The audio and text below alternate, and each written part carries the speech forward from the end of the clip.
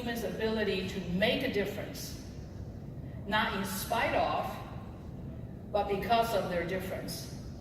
By putting humans first, prosperity can have longevity because principle, purpose, and profit are harmoniously aligned.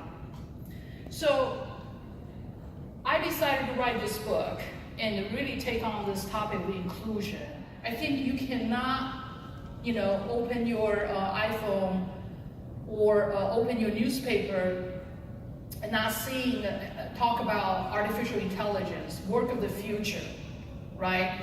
Driverless car, how the technology will displace humanity.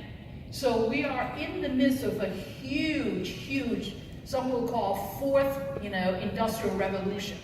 I do see the tremendous value that women has in this world to be, because I was when I was working on a project, and then we were working with a Japanese company. Everybody knows that Japanese is really much into robots, right? And building robots and building care robots, because again, Japan as a country, their immigration policy, they have a closed policy in that they don't actually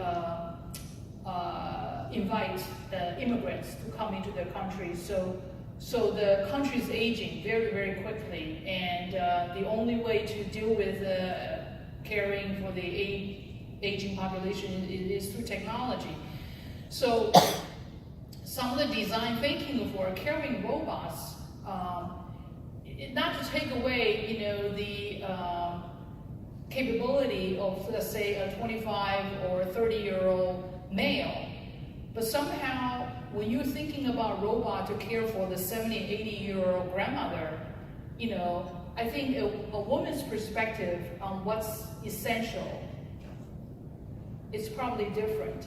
And I'll give you one example. So the country of Australia is actually probably doing one of the biggest social experiment in the world, called NDIS, National Disability Insurance Scheme. Right now, all around the world, when you're a government, whether at a state level or federal level, when you deal with the people with disabilities, a lot of time it's kind of under the social services realm, that you have providers to help the people with disabilities, for example, to decide, what they need, what they want. The NDIS is trying to reverse that, or actually turn it upside down, to give the person with disability the complete rights to decide what they want and what they need. It could be technology, it could be something else. And I was privy to one of the conversations. So some of the old guards, they were like, no, we need to have an intermediary, like a service provider in the middle, to help the person with disability to decide, because they may not make the right choices of how to spend, for example, the subsidy dollar to the government age 50. Color contrast, standing in the bright light or not, or a dim light, or when you watch a video, the captioning, right? When you're in an airport, you're trying to watch a movie, you can't hear, that caption really comes in handy. These are examples of accessibility. These are actually the requirement of accessibility. So the benefit of something like accessibility design, is that it's not just for, people with disabilities, which, by the way, my role of IBM was about, is making sure that technology creates no barrier. If you're blind, you want to surf the web or watch, South by Southwest live stream, you can do that because you have audio kind of description accompanying it. And if you're deaf, you can also enjoy real-time conference call. I have a deaf scientist on my team who has a PhD in mathematics from Russia, who can read Hebrew, English, and he has more patents than anybody out there. Is a master inventor. Why? Because when you are a person with disability or somebody with a different ability, a lot of times it calls for extreme creativity. And in this case, he actually invented one of the first kind of a speech, text-to-speech technology. So it's with this kind of understanding that I realized that, we really have to think about the digital accessibility or digital inclusion in a much more holistic and inclusive way. Now, going back to, I talked about aging is becoming such a big topic, and therefore, countries like China, for example, do you know that China will have over 330 million people over age 60 by 2030? That's the entire population of the United States. You have countries like Spain and Italy already have over 25% of their population over 65. So these governments actually are using technology to help address a very, very serious economic issue.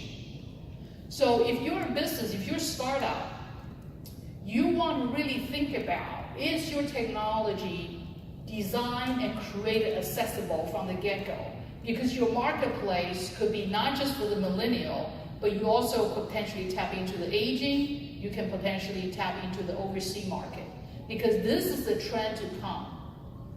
And that's why in the book I kind of talked about using this kind of global references.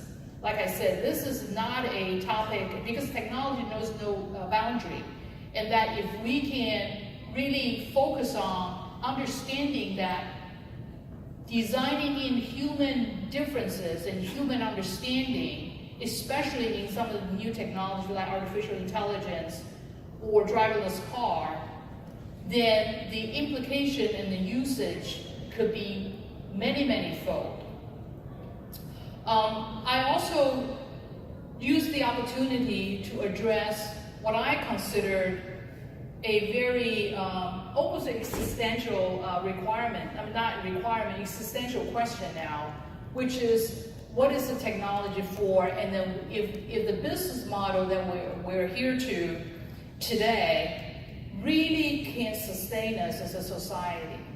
So on Monday, I gave my, by the way, this is my second book talk, so I've never done book talk before, so I'm just kind of faking it.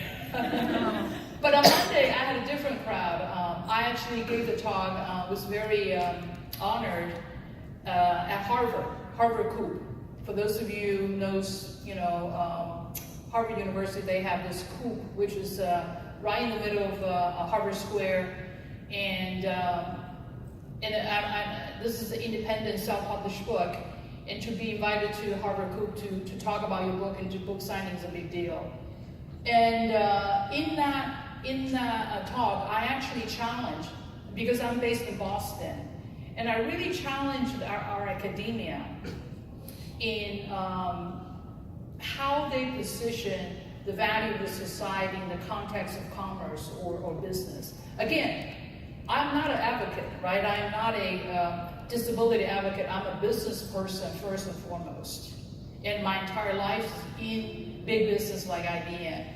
But what I realized, what I believe is that's why the definition of authentic inclusion is that for any business, if you want to have sustainability, meaning you don't want to be just kind of a company that come onto the scene and then disappear in 5 years or 10 years. If you want to sustain, like a company like IBM has over 100 years history, or Microsoft now, I think they're hitting their 50 years, I think? I can't remember.